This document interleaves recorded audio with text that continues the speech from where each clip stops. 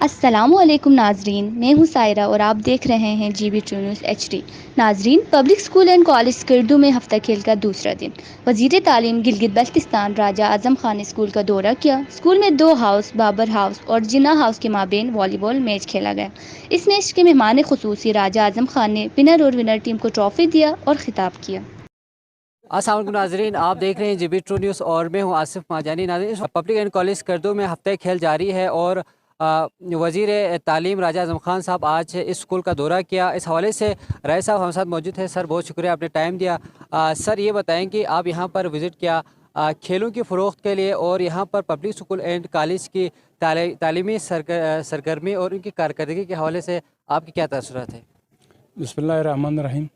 آپ کے true news کا شکریہ کہ آپ بھی اس میں میرے تاثرات جاننا چاہ رہے ہیں۔ یقیناً یہ ہمارے منشور کا ایک حصہ ہے، ہمارے چیئرمین جناب عمران خان صاحب کا اور میرے لیڈر خالد خورشید صاحب کا، کہ ہم نے اس دفعہ تعلیمی حوالے سے اور نوجوانوں کے حوالے سے بہت سارے انیشیٹیوز لیے ہوئے۔ میں ایک چھوٹی سی مثال دیتا ہوں، یہ آج تک نہیں ہوا تھا جی بی میں۔ ہم نے پہلی دفعہ 2 کلومیٹر دور سے آنے والوں کے لیے کرائے کے مد میں 1000 اور لڑکیوں کے لیے 1200 روپے کا ہم نے وہ مقرر کیا، ہم سب کو دے رہے ہیں کہ وہ ٹیکسیوں میں بھی آ کے تعلیم ضرور حاصل کریں۔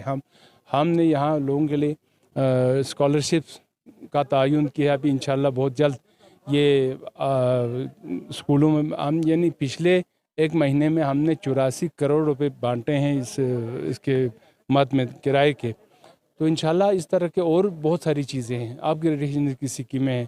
میں پی ٹی آئی میں شامل تھا تو آج میں بڑے اطمینان کے ساتھ یہ کہہ سکتا ہوں کہ یہ پہلی پارٹی ہے جس نے ہمارے اس جی بی کو اوپر لے جانے میں کوئی کسر نہیں چھوڑی۔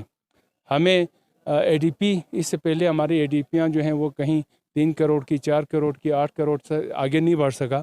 عمران خان ہی ہے جس نے ہمیں ہر حلقے کو 1 ارب کا پروجیکٹ دیا، اور آج آپ دیکھتے ہیں کم از کم میرے تعلیمی شعبے میں ہم نے میرے حلقے میں، میرے شعبے میں ہم نے ہر طرف سکول کے جال بچھا دیے۔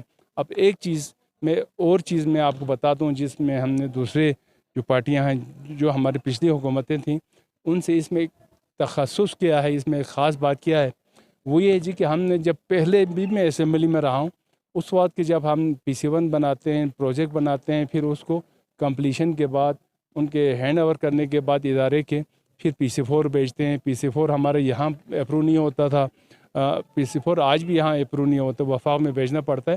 لیکن ہم نے اس مسائل کو شارٹ کرنے کے لیے، اس سے بچنے کے لیے ایک نیا طریقہ ہم نے نکالا، وہ یہ تھا کہ ہم اپنے PC1 میں اب ہم HR کے بجٹ بھی ڈال رہے ہیں، یعنی ہمارے ہر سکول میں 1.5 کروڑ روپے اضافی ہم دے رہے ہیں کہ وہ 4 سال کا جو ہمارے ٹیچرز بھرتی ہوں گے ان کی تنخواہیں ہیں۔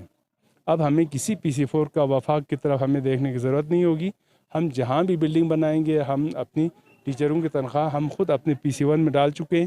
اس طرح ہمیں کسی کا انتظار کرنا نہیں پڑے گا، جو ہی بلڈنگ ہینڈ اوور ہو جائے اس کے ٹیچر ہم بھرتی کریں گے اور ان کی تنخواہیں شروع ہو جائیں گی۔ اس طرح کے بہت سارے انیشیٹیوز ہیں جو اس حکومت نے جوانوں کی تعلیمی تربیت اور خاص کر کھیل اور سیاحت کے لیے، ہمارے ایک منسٹر جناب راجہ ناصر صاحب ہیں، وہ بڑے دلچسپی لے رہے ہیں، اور انشاءاللہ یہ ہمارا ایک ویژن ہے کہ ہم اس ثقافت کو، کھیل کو بھی ہم ساتھ ساتھ پروموٹ کریں۔